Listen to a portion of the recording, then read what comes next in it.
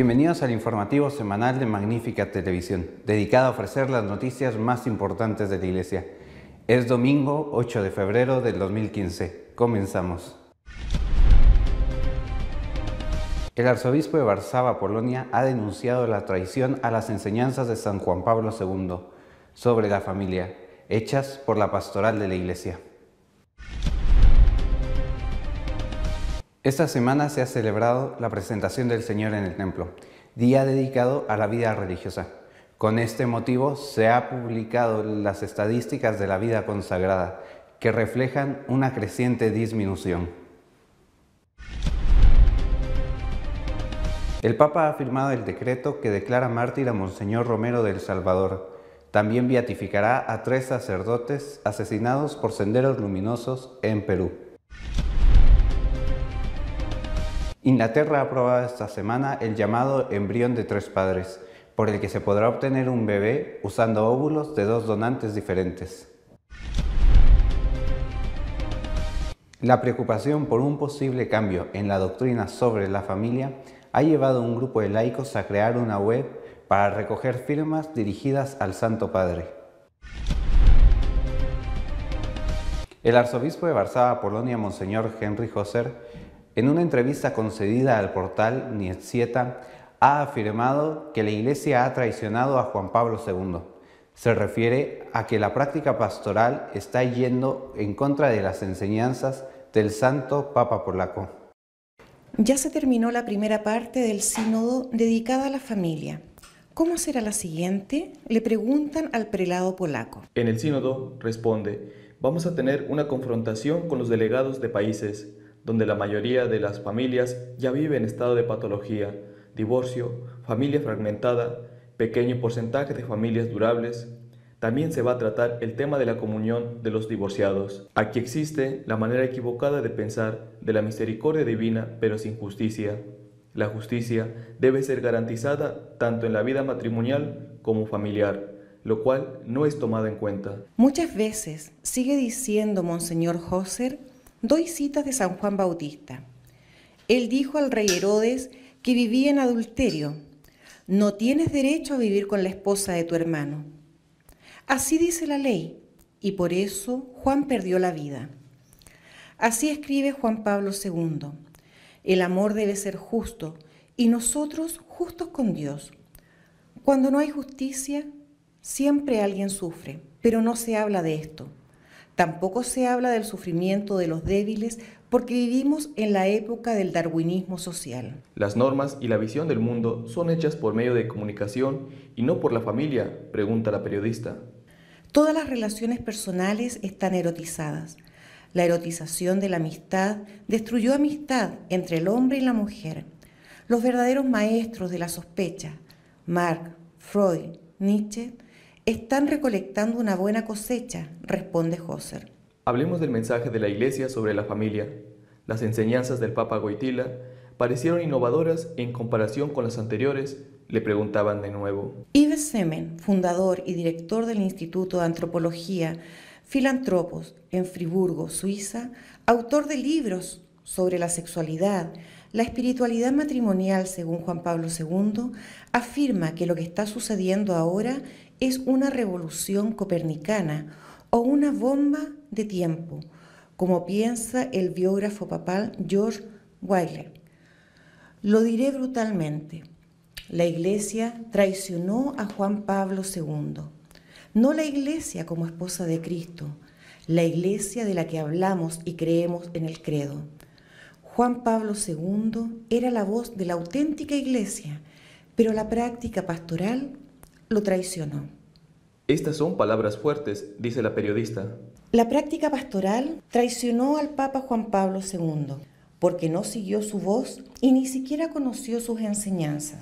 Todos dicen que son demasiado difíciles. Los sacerdotes y frecuentemente los laicos afirman que los documentos de la Iglesia son demasiado difíciles, que nosotros no los entendemos. Todas las indicaciones escritas por el Papa en ese extraordinario documento que es la Familiaris Consortio no se aplicaron. El Papa escribió en él, entre otros, los 4 deberes de la familia. Se puede preguntar a los pastores para ver si los conocen. Los sacerdotes no los mencionarán porque o no lo leyeron nada o no lo recuerdan. Los fieles, en cambio, para realizar algo tienen que saber de qué se trata. Cada vez hay menos religiosas y sacerdotes religiosos, y la caída en números absolutos sería mayor si no existiese un fuerte crecimiento en África y Asia. En la fiesta de la presentación de Jesús en el templo, el 2 de febrero, se celebra la Jornada Mundial de la Vida Consagrada, establecida hace 19 años por San Juan Pablo II. La celebración ha tenido un significado especial este año, Año de la Vida Consagrada, convocado por el Papa Francisco. Por este motivo se han dado a conocer las estadísticas de la vida religiosa en el mundo, comparadas con las del año precedente. Los sacerdotes religiosos son 134.752.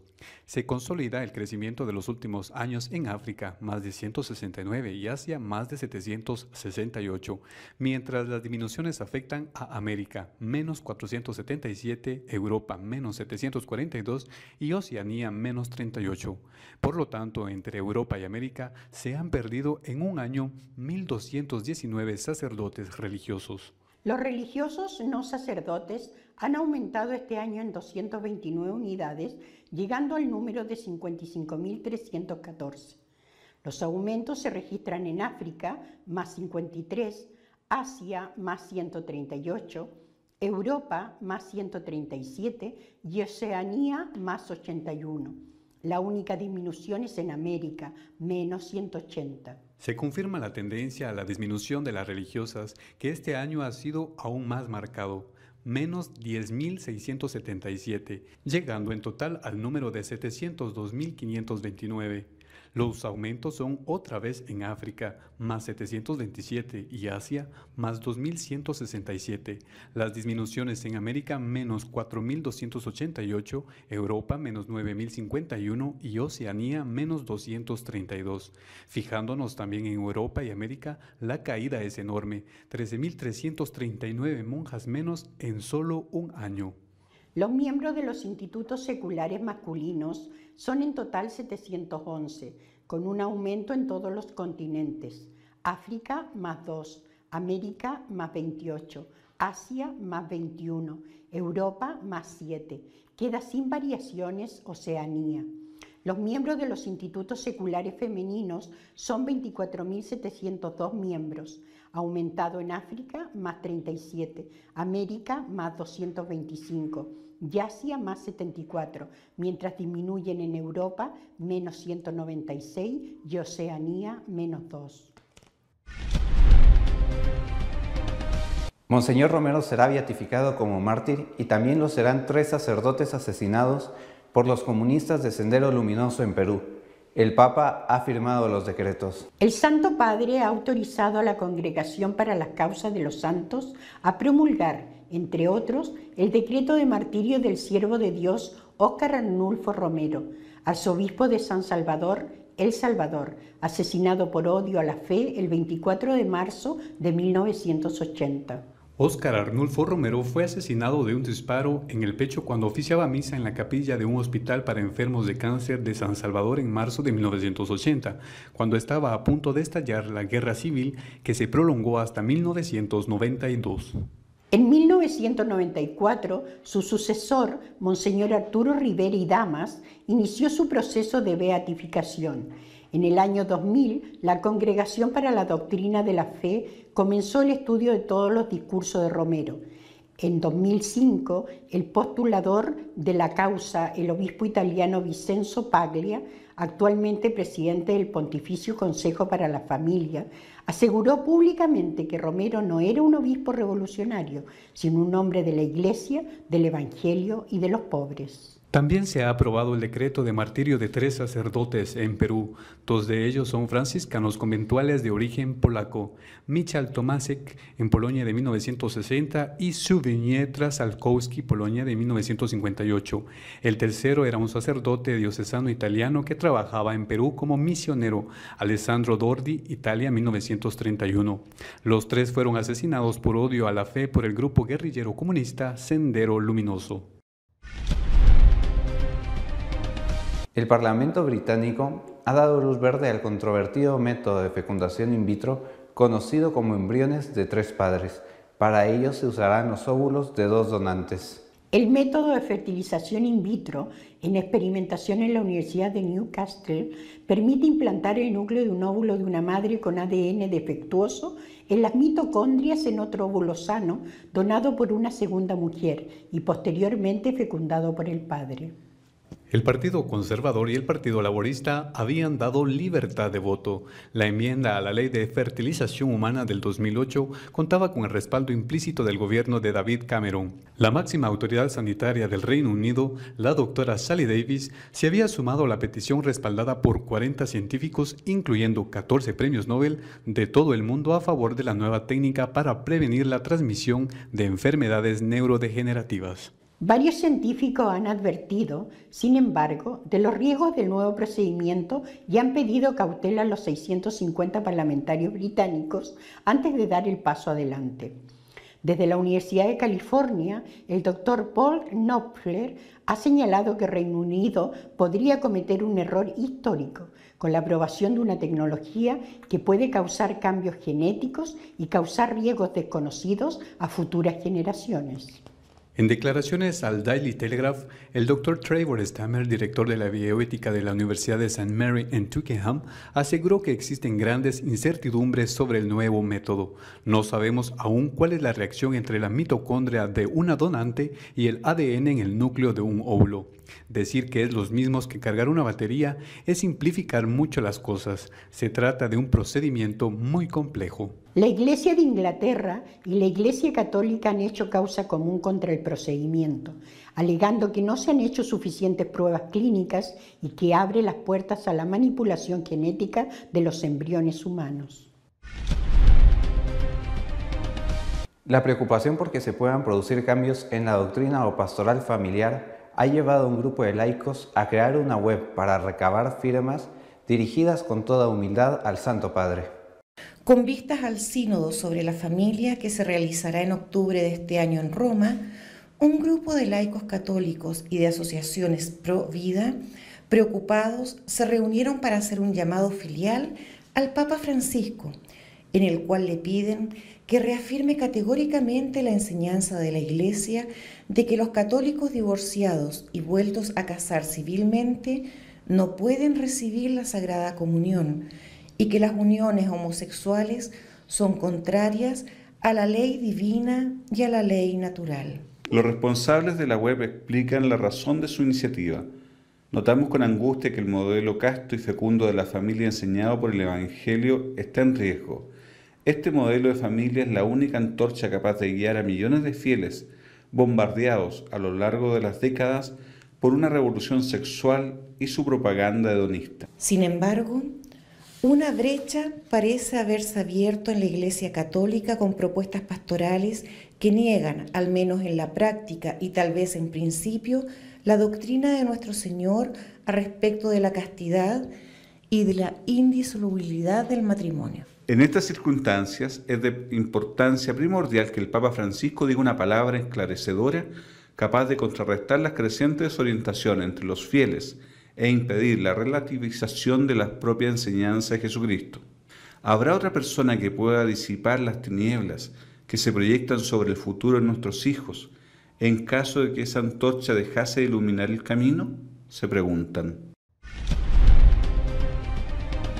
Nuestro comentario editorial de esta semana está dedicado a las declaraciones del arzobispo de Varsovia sobre la traición hecha a San Juan Pablo II. Faltan todavía 8 meses para que se celebre el Sínodo de los Obispos sobre la familia, la segunda parte del Sínodo, porque la primera ya ha tenido lugar. Falta mucho tiempo.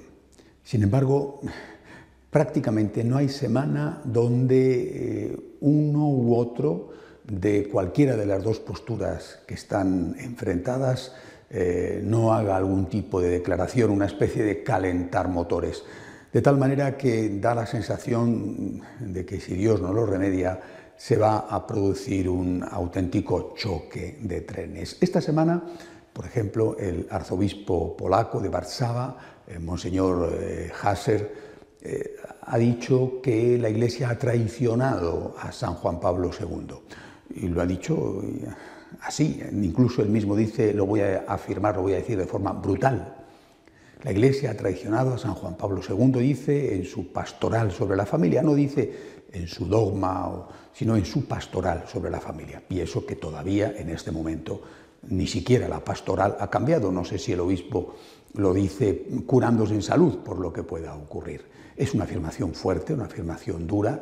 Él lo explica, él dice que el Papa Juan Pablo II en la Familiaris Consortio dejó claro 4 deberes que tenía que cumplir la familia y que nadie se los ha leído y que nadie los enseña y que muy pocos los practican.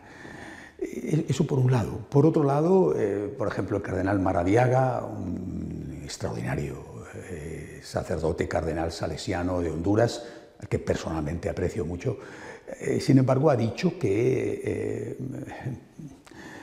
Cardenal Miller, prefecto de Doctrina de la Fe, tiene que modificar su planteamiento de defensa de las posturas que han sido hasta ahora, durante 2000 años, las posturas de la Iglesia, y que tiene que escuchar los nuevos problemas y abrirse a esas situaciones pastorales nuevas. La semana anterior, el cardenal Baldisseri, secretario general del Sínodo de los Obispos, afirmó que el dogma tiene que evolucionar. Yo pensaba que el dogma no evolucionaba y que lo que evoluciona es nuestra comprensión del dogma o nuestra presentación del dogma, pero siempre sin terminar por concluir con un dogma distinto. El cardenal Baldisseri ha dicho esto y ha añadido que el cardenal Casper, con su petición de que los divorciados vueltos a casar puedan comulgar, lo que está haciendo es una aportación a la evolución del dogma. Por un lado, por otro lado, repito, tengo la impresión de que estamos ante 2 trenes que parecen decididos a chocar, lo cual sería terrible para la Iglesia. Por eso, 2 grupos distintos de laicos han lanzado sendas iniciativas. Por un lado, rezar, lo considero fundamental. Vigilias de oración ante el Santísimo, pidiendo por el sínodo, para que los padres sinodales se dejen de verdad guiar por el Espíritu Santo y para que el Santo Padre, vicario de Cristo, el dulce Cristo en la tierra, como le llamaba Santa Catalina de Siena, sea Él la roca, el que tenga la última palabra, siempre fiel a la doctrina de la Iglesia, siempre fiel a nuestro Señor, a San Pablo, no hay que olvidar lo que fue muy claro, a los grandes teólogos de la Iglesia, por supuesto, a sus inmediatos predecesores, San Juan Pablo II y Benedicto XVI. La otra iniciativa también me parece excelente, es la de recoger firmas. Se ha creado una página web donde se puede mandar una firma al Papa pidiéndole que termine con esta situación de confusión que está haciendo daño a tantos fieles, porque realmente muchos están pasándolo mal. No digo que vivamos una iglesia sin pastores, porque no es cierto. Afortunadamente, en la iglesia está el vicario de Cristo y hay magníficos, excelentes pastores, pero sí digo que hay esa cierta confusión, que son muchos y también muchos pastores los que lo afirman. Por eso hay que rezar y hay que hablar. Es la hora de la oración y también es la hora de la palabra, siempre pacífica, siempre humilde, siempre fiel al vicario de Cristo, pero la hora de la oración y de la palabra. Yo no deseo que 2 trenes choquen, porque quien va a sufrir no es una máquina, quien va a sufrir son las personas que están dentro. Pidámosle al Señor que ilumine a la Iglesia y que ilumine al Santo Padre para evitar ese choque de trenes, para conseguir que la Iglesia sea siempre fiel a su fundador, que es el verdadero y único Maestro. Hasta la semana que viene, si Dios quiere. Si desean estar al día de lo que va sucediendo en nuestra Iglesia, pueden hacerlo a través de nuestra página web de noticias, católicosonline.org. Hasta la semana que viene, si Dios quiere.